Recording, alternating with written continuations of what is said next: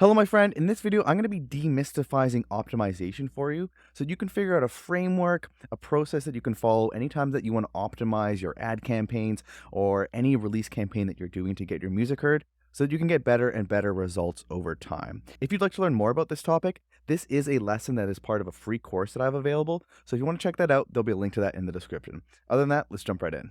The more streams we can get from the lowest amount of money that we spend on our ads, the better. The process of systematically lowering the amount we spend per stream over time is a process called optimization. And simply put, optimization is really just another word for testing. By testing more than one target audience or advertisement against each other, we can find out which is getting the highest amount of streams for the lowest cost.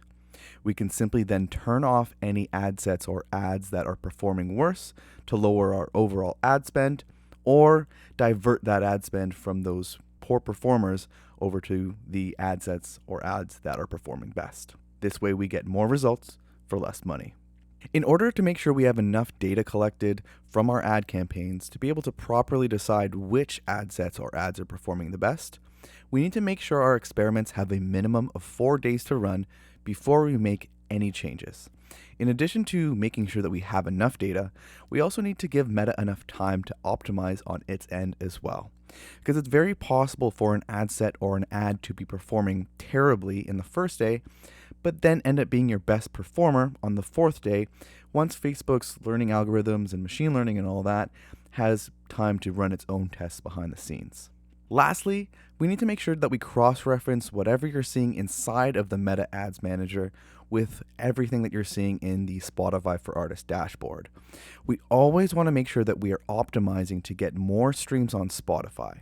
And we want to make sure that we are not optimizing to get more useless results and clicks from bots and click farms from Facebook and Instagram. So now you might be wondering, what exactly do you test? And for artists trying to get streams on Spotify and grow their Spotify, there are actually really only 3 things that you're going to want to focus your tests on. There are obviously an endless amount of things that you can test, but so many of them will get very little results for you and will really not deliver the bang for your buck that you're trying to look for. So what are these 3 top ways that you can test as an artist? The number one thing that you can test is the different audiences. So what would this look like? This would look like the different interests in the Meta Business Manager. So the different artists that you're targeting, the different genres that you're targeting, and any of the interests that are available to you on Facebook. Whenever you introduce a new ad set that is targeting a different group of interests, that is going to give you the best result possible and get you the biggest learnings out of your test. So adding in a test that uses different interests is definitely the number one thing that you can test. And this is definitely very much true in a level 1 stage of advertising. As you get more advanced, the more advanced tests could be testing in retargeting audiences, as well as testing in lookalikes based on the custom audiences of your retargeting. Those are more advanced tests that you can be doing. But still, audiences are the number one thing you can test. Moving beyond audiences, the second most important thing that you can test are different offers. And when you're first starting out, the biggest thing for that is definitely going to be different songs.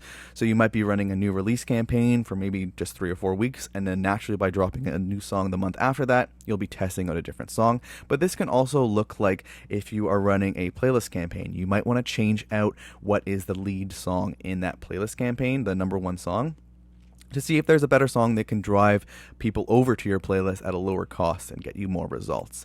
And then lastly, the third most important thing that you can test is the creatives. And compared to offers and audiences, this is not as important and will not get you the most results possible. You definitely want to make sure, again, I want to reiterate that if you want to focus your testing, you definitely want to focus it on trying out different audiences, but creatives can be useful. And this is mostly going to look like trying out different video ads against each other. And this is not just changing like a slight little color or something in the video ad. This would be testing a completely different video ad template, a different style against the first one that you had.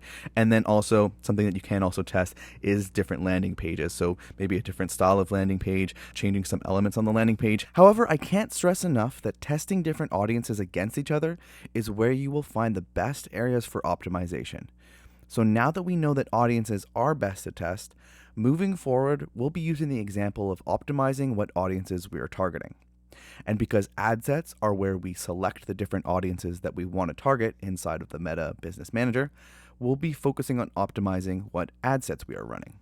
So far when we've been building ad campaigns, we've been doing it in a specific way where we have an ad set, and within that ad set, we have multiple ads. And the reason for this is that by having multiple different ads within the ad set, Facebook is able to automatically test those ads against each other so that it can find the best performing ad and then simply only show the best performing ad. In that same way, we also have multiple ad sets so that we can test the audiences in those ad sets against each other so that we could find the best audience that works for us, whether it's a group of artists versus a group of genres or some other Facebook interest targetings that we are using. We are able to test them against each other so that we're able to find the ad set that performs the best, so we can only run that way. So although it is possible to have Facebook automatically also find out which ad set is performing the best, which is a feature called advanced budget optimization, when you're first starting out with Facebook ads as an artist, you do not want to use advanced budget optimization because at this beginning process, it's a lot easier for Facebook's automation and machine learning to make a lot of mistakes on that ad set level as it's still learning about your target audience. So as the name suggests, it is a more of an advanced testing feature. But with that said, ABO, or advanced budget optimization, really is one of those first more advanced things that you'll be able to do, and you'll be able to start using this feature quite quickly, but it is not recommended for beginners when you're first running your ads. When you're first running your ads, you want to learn as much about what audience works as quickly as possible, and you do that with manual optimization.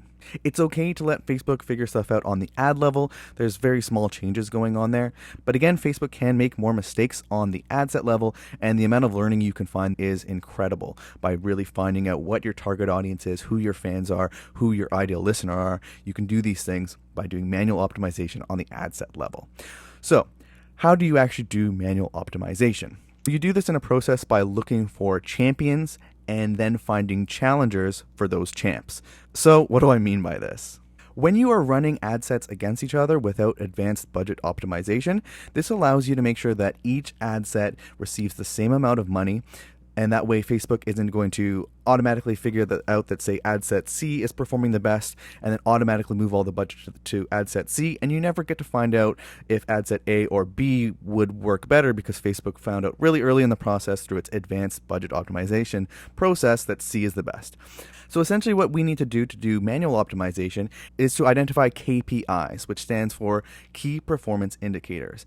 And when you're first starting running ads for Spotify, this is most likely going to look like the results you're getting, so those viewed contents or whatever event you have attached to that Listen on Spotify button. The number of results that your ads are getting is one of the most important things. And in addition to that is the cost per result. So how much it's costing per one of those clicks on that Listen on Spotify button. So knowing that our key performance indicators are the number of results that an ad set is getting, as well as the cost per result that an ad set is getting, we can then look at each ad set to see which is performing best. So in this example, out of all the ad sets, we may see that ad set A has the highest amount of results, and it also has the lowest cost per result.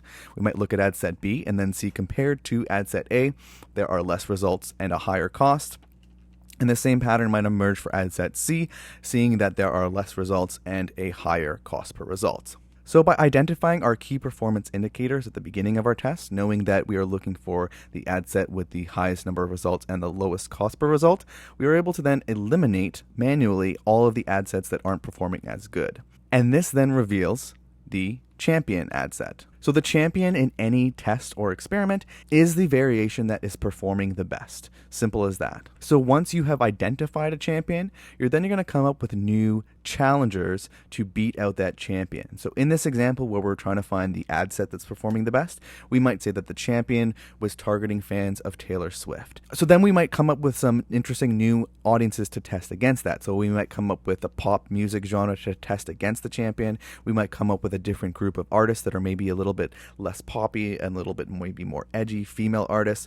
Really what's interesting about this process of finding new challengers to test against the champion is that this really could be as creative as the music making process. You can come up with all sorts of cool different audiences that you might want to test, different artists, different genres, different Facebook interests, and you can test them against a champion to really fine tune your audience and find out who your ideal fan is, the perfect fan. You can go through this process being really creative, finding new challengers and audiences to test against a champion to really fine tune your audience. And then after running your test, you'll be able to then go through the same process of looking at the results and the cost per results for each and every single one of these ad sets to then see which one is performing the best out of that test.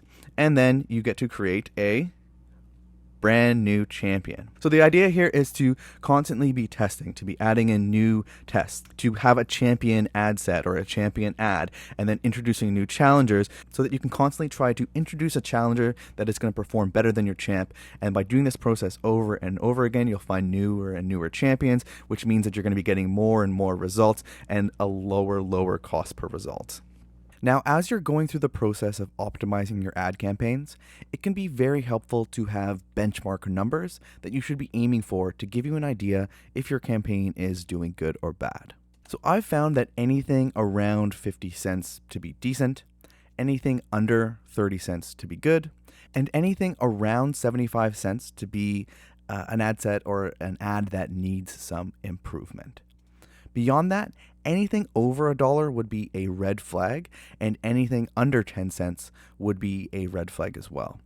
At over $1, something might not be set up correctly. Your experiment, the new targeting that you have set up, or the new ad that you set up might be way off, or you simply may have not given Meta enough time to optimize itself down yet. Anything under 10 cents may mean you are hitting bots or click farms. So if you're getting results like this can be a really good thing, of course, having around or under 10 cents, but you'll want to make sure that you take the time to cross-reference your ad results with what you are getting in the Spotify for Artists dashboard to make sure that you are paying 10 cents per stream and not 10 cents per bot click that's going to get you nothing.